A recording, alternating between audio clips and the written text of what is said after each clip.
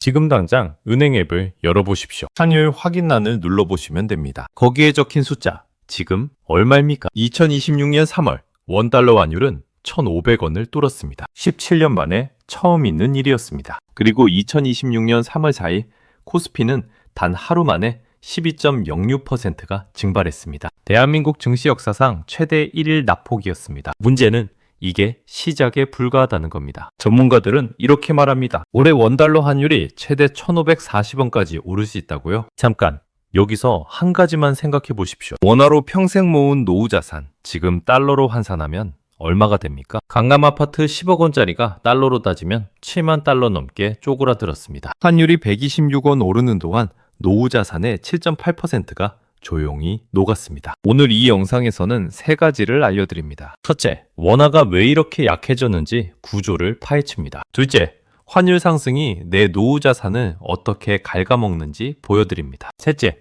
지금 당장 할 수 있는 현실적인 대응 방법 세 가지를 알려드립니다. 환율 1,500원의 공포 앞에서 준비된 분은 반드시 살아남습니다. 부산 해운대에 사는 이순자 씨는 오늘도 달러 통장을 확인하며 마음이 든든하다고 하셨습니다. 왜 이순자 씨는 혼자 웃고 있을까요? 어떻게 이런 일이 벌어진 걸까요? 진짜 이유가 있습니다. 경기도 수원에 사는 박정수 씨, 67살입니다. 30년 동안 중소기업을 운영하다 은퇴하셨죠. 통장에는 2억 원이 있고 국민연금은 매달 80만 원이 들어옵니다. 그런데 박정수 씨는 요즘 이런 말씀을 자주 하십니다. 돈은 그대로인데 왜 자꾸 부족한 느낌이 되지? 그 답이 바로 환율입니다. 환율이 오른다는 건 달러 한 장을 사려면 원화가 더 많이 필요하다는 뜻입니다. 달리 말하면 원화의 가치가 그만큼 떨어졌다는 것이죠. 왜 이런 일이 생길까요?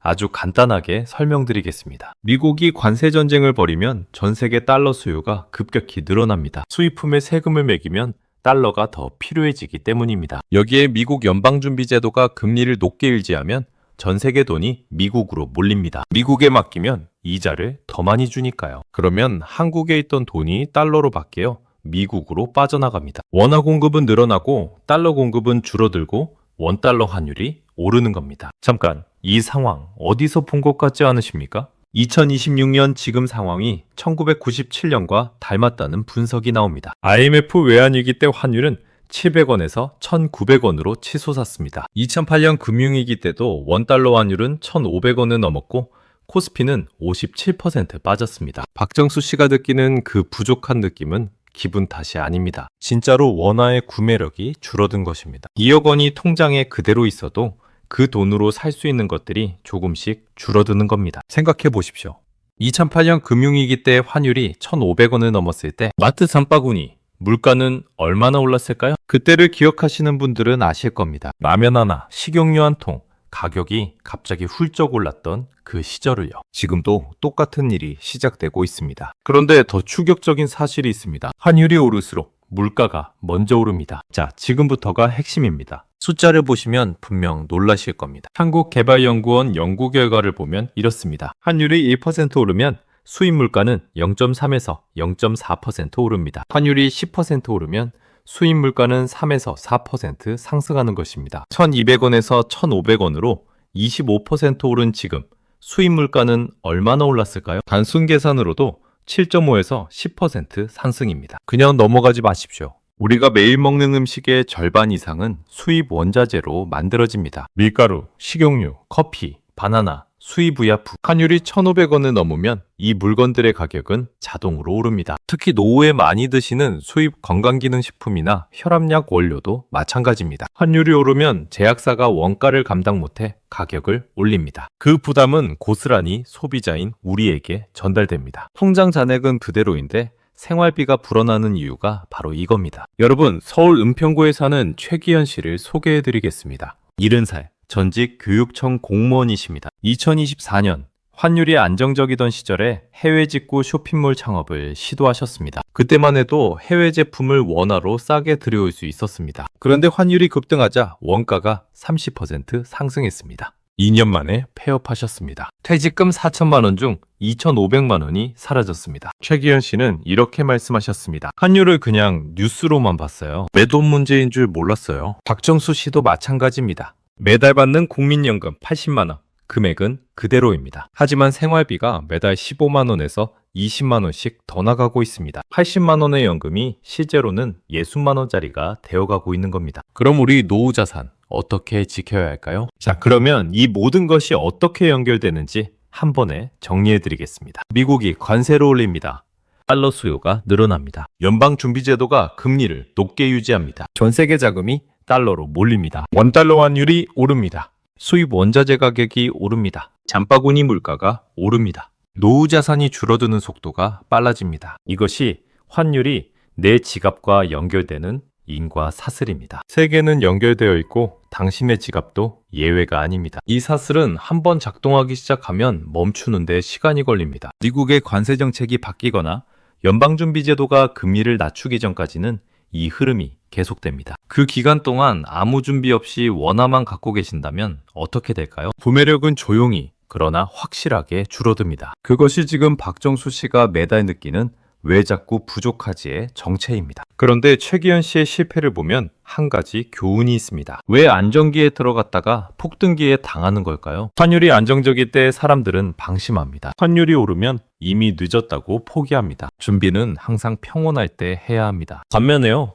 달러 예금이나 외화 자산을 갖고 계신 분들은 이야기가 다릅니다. 환율이 1200원일 때 달러를 사두셨다면 1500원이 된 지금 그 가치는 25% 올랐습니다. 환율은 무조건 나쁜 것이 아닙니다. 어떻게 준비하느냐에 따라 위기가 되기도 하고 기회가 되기도 합니다. 핵심은 단 하나입니다. 지금 이 순간 내가 어느 쪽에 서 있느냐입니다. 부산 해운대에 사는 이순자 씨, 63살입니다. 전직 초등학교 교사이십니다. 이순자 씨는 3년 전부터 매달 50만 원씩 달러 예금과 배당주에 분산 투자를 해오셨습니다. 환율이 오를 때마다 이순자 씨의 달러 통장 잔액은 원화로 불어났습니다. 이순자 씨는 이렇게 말씀하십니다. 환율이 오를 때 오히려 제 달러 통장이 불었어요. 뉴스를 보면 무섭지만 통장을 보면 든든해요. 이순자 씨가 한 것은 거창한 투자가 아닙니다. 작지만 꾸준한 분산이었습니다. 지금부터 누구든 따라할 수 있는 3가지를 알려드리겠습니다. 첫 번째, 달러 분산 보유 전략입니다. 전체 자산의 10에서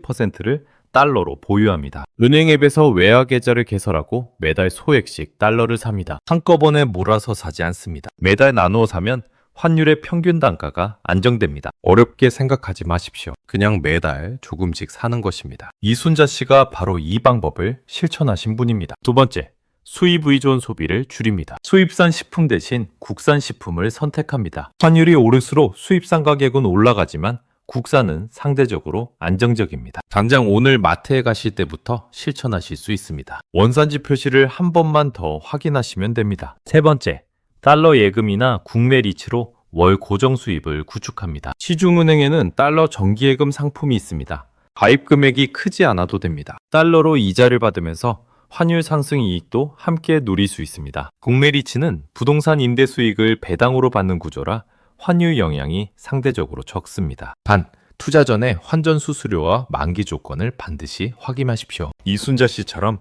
지금 당장 큰 돈이 없어도 됩니다. 작게 시작해서 꾸준히 유지하는 것이 핵심입니다. 3가지 중 하나라도 오늘 바로 시작하실 수 있습니다. 완벽하게 다 갖추려 하지 마십시오. 하나씩 천천히.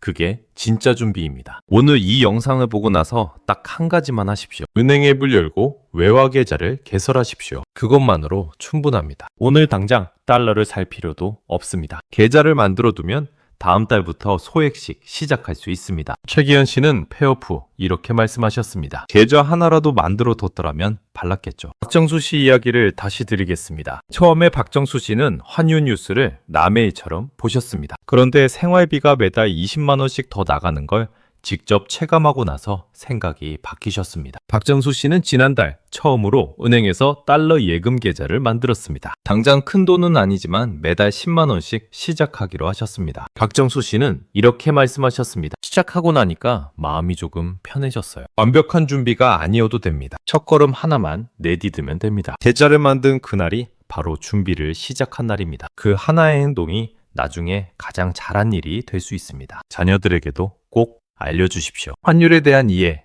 원화 가치, 방어 방법. 이런 금융 감각은 책에서 배우기 어렵습니다. 직접 살아온 경험이 있는 어르신들이 가장 잘 가르쳐 줄 수 있습니다. 환율 1,500원은 분명 공포스러운 숫자입니다. 하지만 준비한 분에게는 기회가 되는 숫자이기도 합니다. 역사를 보십시오.